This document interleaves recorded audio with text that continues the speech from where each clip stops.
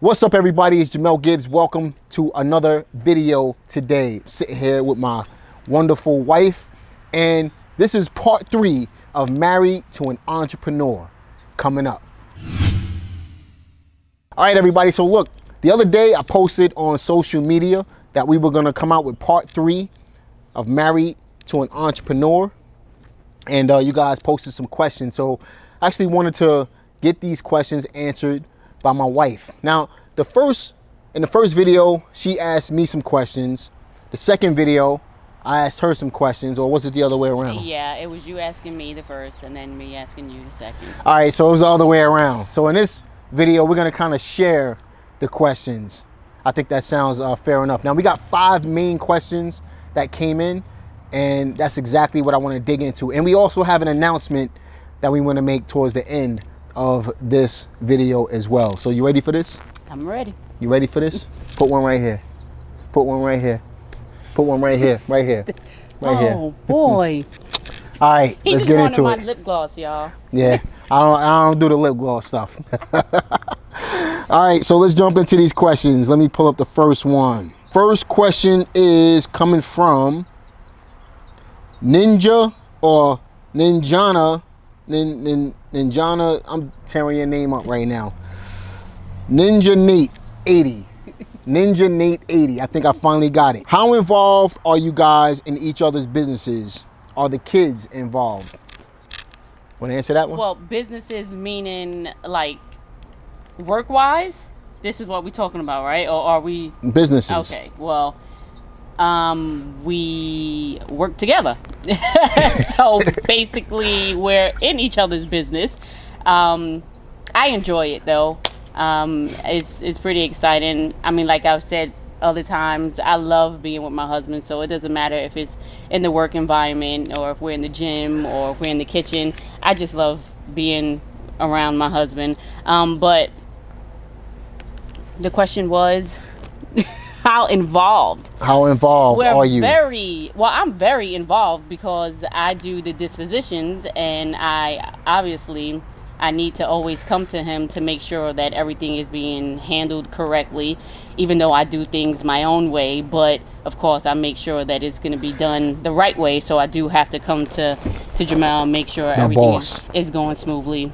The boss. You got to come to the boss. Well, I'm the boss, so but I'll give him the opportunity to just help me in finalizing the circumstance. But we're very, very involved in each other's businesses because we work together. We're partners, so we actually share the same office in our house. Yeah, his desk is by one wall, and I'm right next to him on the other wall. So all right, so let's talk about that for a minute, right? So a couple months ago, we decided to have her, my wife, take over the dispositions portion of the business.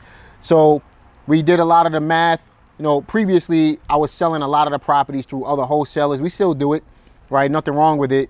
But the reason why I was selling through other wholesalers is because, I just didn't want to take the time to really build out a buyer's list and all of that stuff.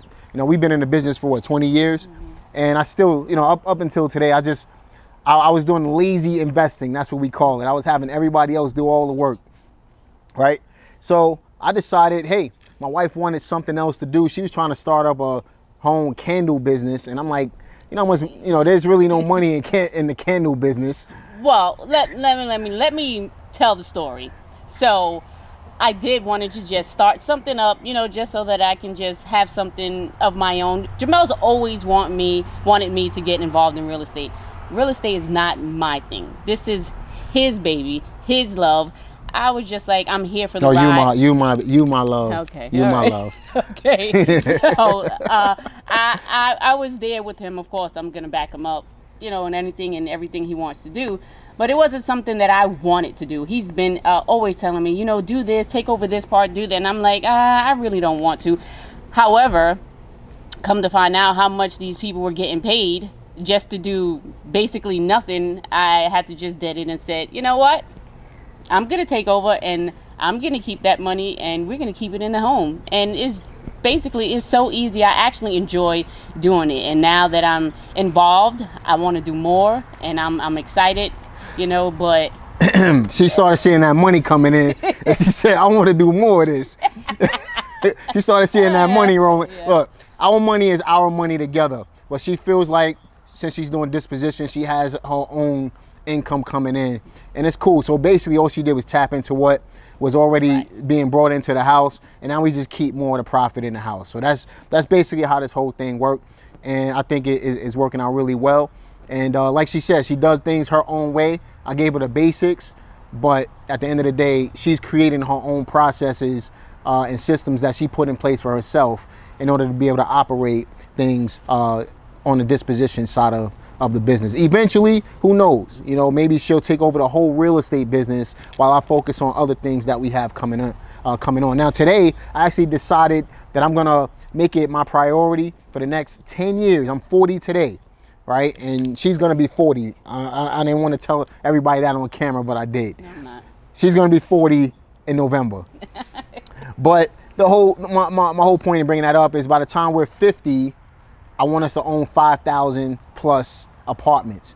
So maybe she's gonna take over the wholesale business. We're not sure yet.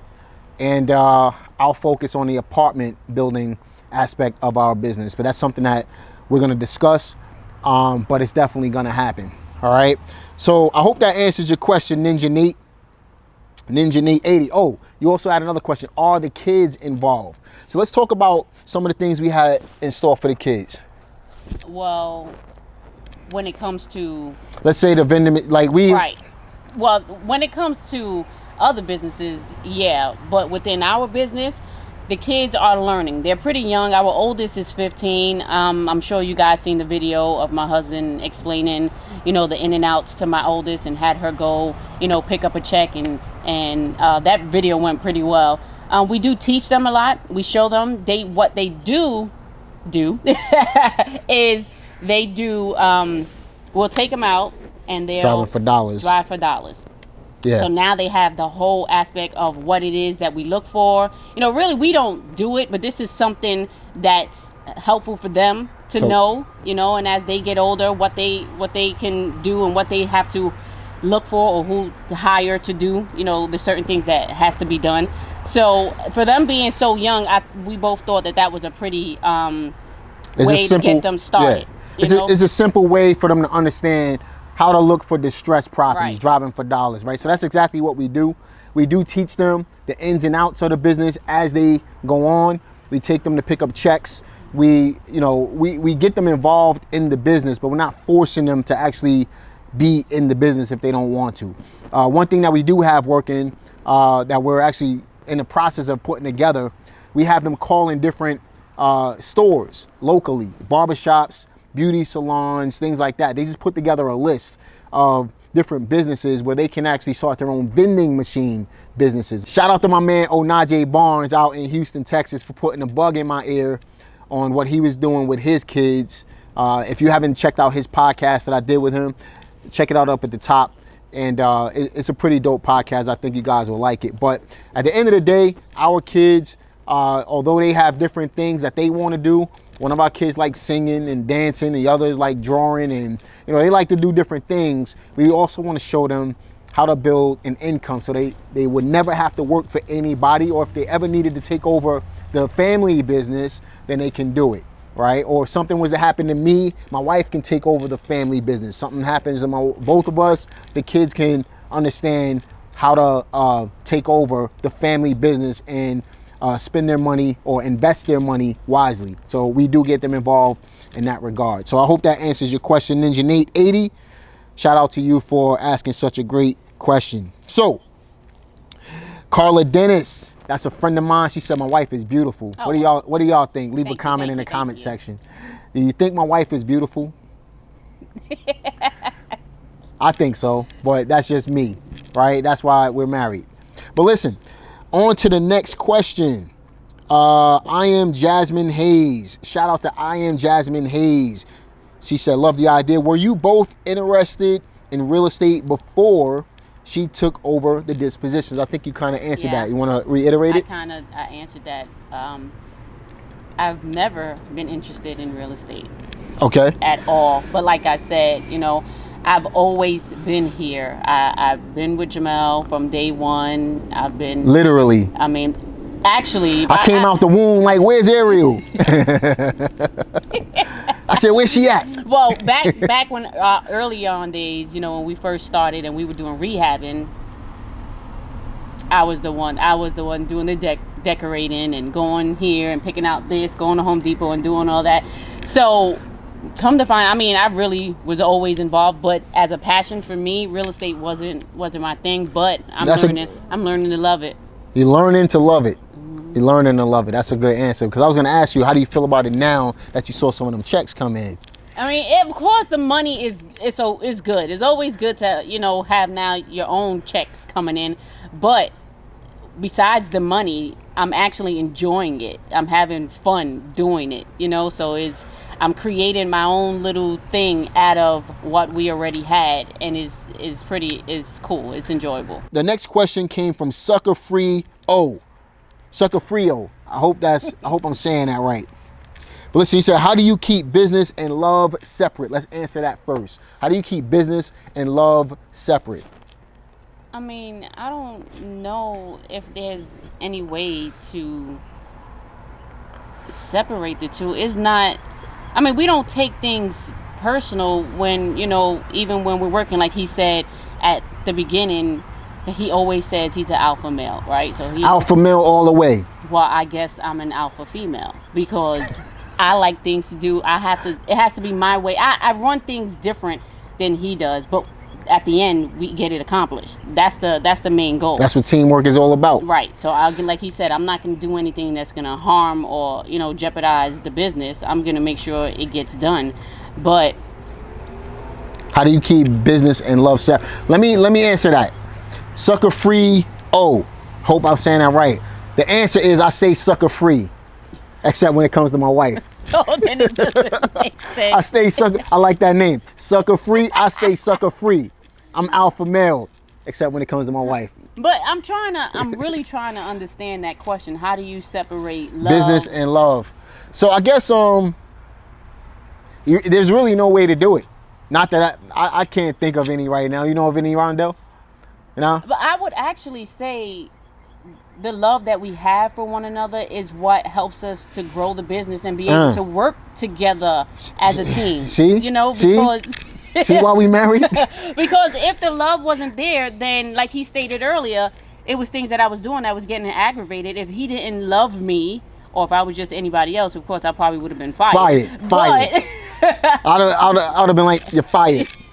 But I guess because the love that we have for one another, we were able to work it out, come to an agreement, and for him to see, you know, this is how I work. This is actually the first time that he and I actually, you know, are physically hands-on working together. Because I would do my own thing, he would do his own thing, or I would do things behind the scenes for him while he'll be up front. But for us to be basically like on the same page with certain, you know, aspects of this particular company, this business, is, I think the love is what's keeping us tighter and keeping us wanting to do it together, if that makes sense. So it says, does it come easy? Right now it does. In the beginning it didn't. But again, it wasn't really that bad. It wasn't that bad. It was like a 2-day trial, so it wasn't even that it was a big old deal. I'm gonna agree to that. It was like 2 days, and she was working for like probably 2 days, and I'm like, yo, you can't do it that way. You can't do it. I didn't give her enough time, so I'm gonna admit it. Right. Exactly. Okay. Yeah, but anybody else would have been fired. You know, but have you experienced any road bumps? I think we kind of covered that. Yeah. How did you overcome that? I think we kind of covered that as well. Good stuff, good stuff. Sucker Free O, or Sucker Free O. I hope I'm saying that right, man. Well, listen, so the next question came from Calvin Seabury. Shout out to Calvin Seabury on the YouTube page. The other questions, by the way, came from Instagram. So make sure you follow me on Instagram. My wife is not really active on Instagram like that, but make sure you follow your boy on Instagram. I try to post value packed content on Instagram. I recently started posting longer posts, telling real life things that happened to me that I think people can benefit from it. And I hope that you enjoy it as well. But follow me on Instagram if you're not following me right now. Calvin Seabury, how do you balance the roles in business, particularly when first starting? How do you balance the roles in business? You know, I think as a business owner, really for me, it took some time for me to start hiring people and to understand what it took to remove myself from the business. So balancing the roles really happened over time. And then I think my wife was the final missing piece that allows us to really, you know, put this thing on a push button autopilot. So it really took me time, you know, especially first starting out. I had to learn the roles first. We're talking 20 years ago, right? It took me 8 years to hire my first person. So think about that, right? It really took me a lot of time. I didn't have access to the same information people have today. There was no YouTube, there was no Google and Facebook, and none of that stuff existed. Driving for dollars, all of that stuff, all these fancy names, wholesaling and stuff, we didn't call it that back in the days. I learned this stuff through trial and error. No one taught me how to do this business, right? So I'm really your guru's guru. I don't like to consider myself to be a guru though. Don't ever call me a guru. Does husband and wife try to do everything together, or is it better to assign roles and stay out of the other's way? See, it's hard to answer questions like this because our relationship is not the ordinary relationship. When I tell you we do everything together and we want to always be with each other, I could go to the supermarket and I'm like, you want to ride? Come on, just come with me. It's really like that. So yeah. I prefer doing everything with my husband. He is my best friend, you know, so I wouldn't want it no other way.